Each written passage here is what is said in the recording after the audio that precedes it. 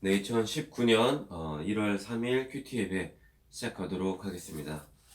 상황과 상관없이 지켜야 할 우선순위라는 제목입니다. 마가복음 1장 35절에서 45절 말씀.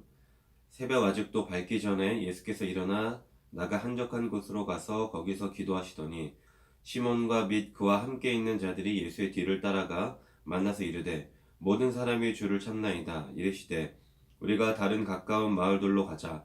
거기서도 전도하리니 내가 이를 위하여 왔노라 하시고 이에 온 갈릴리에 다니시며 그들의 여러 회당에서 전도하시고 또 귀신들을 내쫓으시더라. 한 나병 환자가 예수께 와서 꿇어 엎드려 간구하여 이르되 원하시면 저를 깨끗하게 하실 수 있나이다. 예수께서 불쌍히 여기사 손을 내밀어 그에게 대시며 이르시되 내가 원하노니 깨끗함을 받으라 하시니 곧 나병이 그 사람에게서 떠나가고 깨끗하여진지라. 곧 보내시며 엄히 경고하사 이르시되 삼가 아무에게 아무 말도 하지 말고 가서 내 몸을 제사장에게 보이고 내가 깨끗하게 되었으니 모세가 명한 것을 드려 그들에게 입증하라 하셨더라. 그러나 그 사람이 나가서 이 일을 많이 전파하여 널리 퍼지게 하니 그러므로 예수께서 다시는 드러나게 동네에 들어가지 못하시고 오직 바깥 한적한 곳에 계셨으나 사방에서 사람들이 그에게로 나아오더라. 아멘. 오늘의 말씀 요약입니다. 예수님은 이른 새벽 한적한 곳에 가서 기도하시고 온 갈릴리를 다니며 회당에서 전도하시고 귀신을 내쫓으십니다. 한 나병 환자를 치유하신 후에 그 몸을 제사장에게 보이고 하나님께 예물을 드리라 하십니다. 그가 경고를 무시하고 이를 널리 알리니 예수님이 드러나게 다니지 못하십니다. 네, 본문 해설 읽도록 하겠습니다. 기도와 사명에 집중하신 예수님. 하나님과 1대1로 교제하는 시간은 하나님 자녀가 가장 우선시해야 할 시간입니다.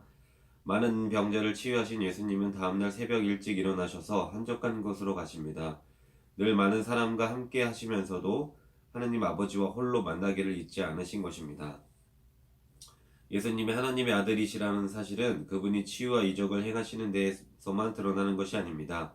하나님 아버지를 사랑하기에 모든 것을 뒤로하고 아버지를 만나시는 모습에서도 드러납니다.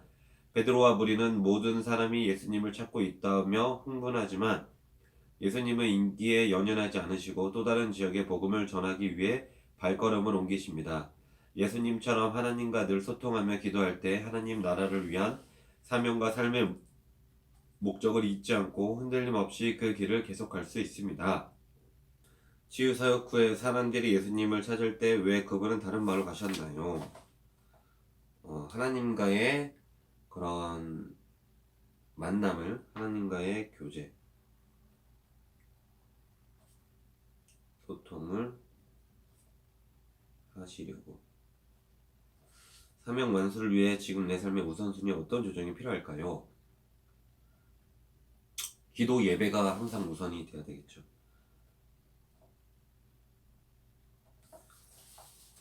나병 환자의 믿음과 예수님의 긍휼. 연약한 인간에게 베푸시는 주님의 능력은 긍휼에서 비롯됩니다. 율법에 부정하다고 규정된 나병 환자는 사람들과 접촉하지 못하도록 사회에서 격리됩니다. 그런데 한 나병 환자가 예수님께 찾아와 무릎 꿇고 치유를 간구합니다. 이는 예수님만이 자신을 고치실 수 있다는 믿음에서 나온 언행입니다. 예수님은 그를 불쌍히 여기시며 손을 대십니다. 병자의 믿음에 예수님의 긍휼이 더해지자 놀라운 치유가 일어납니다. 당시에는 나병이 나았음을 제사장에게 보이고 판정받아야 공동체로 복귀할 수 있었습니다. 주님의 치유는 사회성의 회복, 인간다운 삶의 회복도 가져옵니다. 예수님께 나아가 치유를 간구한 나병 환자의 모습에서 어떤 마음과 믿음을 엿볼 수 있나요?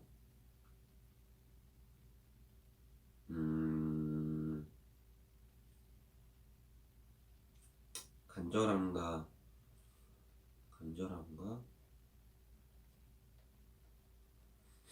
진짜 믿음이겠죠. 내가 나을 수 있다는, 그죠?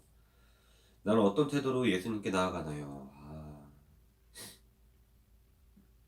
너무 제가 정말 죄송하지만 예수님을 작게 본 것 같습니다.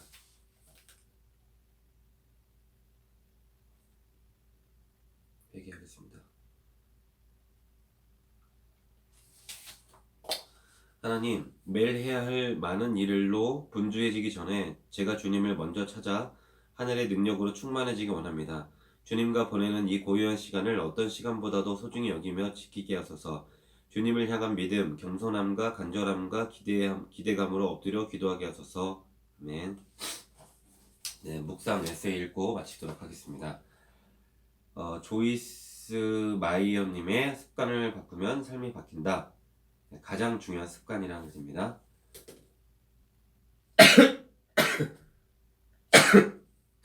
죄송합니다.